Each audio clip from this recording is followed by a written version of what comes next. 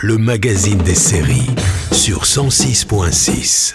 De retrouver Pierre pour nous intéresser à une série qui s'appelle The Studio, qui est donc une série qui a été créée entre autres par son interprète principal. Il s'agit de Seth Rogen, si je prononce bien.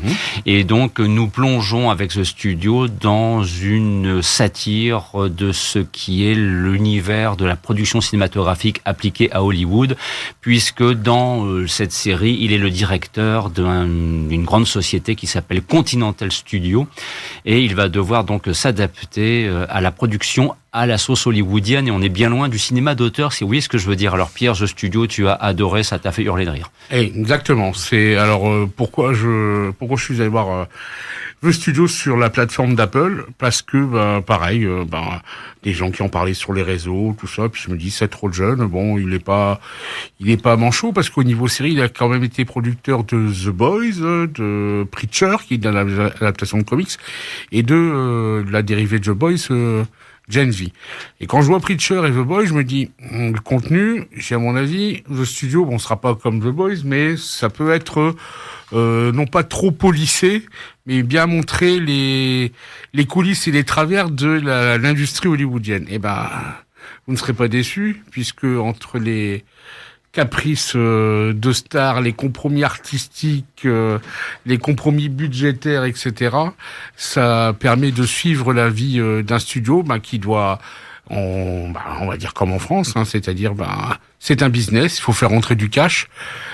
Il y a des films d'auteur, des films un peu moins qui n'auront pas autant de retour sur investissement, mais les locomotives, ce sont des films qui font du cash.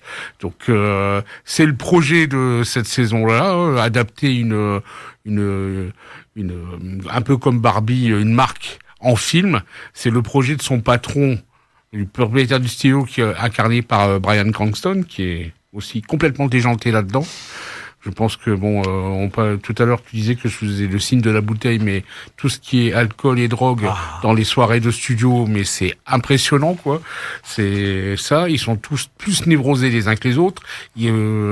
Aucun n'est sûr de lui, mais tout le monde veut être le premier. C'est je vais dire un gros mot, le bal des lèche-culs. Mais c'est drôlissime, drôlissime. Quel est le contexte historique de la série? C'est-à-dire, à quelle époque? Je n'ai pas encore l'occasion de la voir. C'est actuel. C'est actuel, ça se passe de nos jours. Donc là, on est vraiment avec un beau reflet de ce que l'on entend. On entend parler de grève de scénaristes, de grève d'acteurs. Bon, de temps en temps, il y a aussi des histoires peu recommandables avec des producteurs qui finissent leur vie en prison. Vous voyez ce que je veux dire, à qui je fais référence.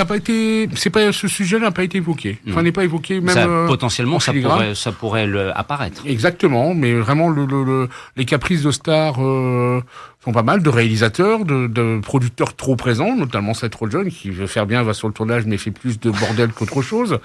Il y a un épisode exceptionnel sur la cérémonie des Golden Globes, où vous voyez que ça part à gauche, à droite, tout ça, à tel, non, tu vas parler de moi, tu vas me féliciter, tu vas bien parler de moi parce que j'ai eu ma mère au téléphone. Si on gagne, tu parles de moi, mais bien sûr, je parle de toi.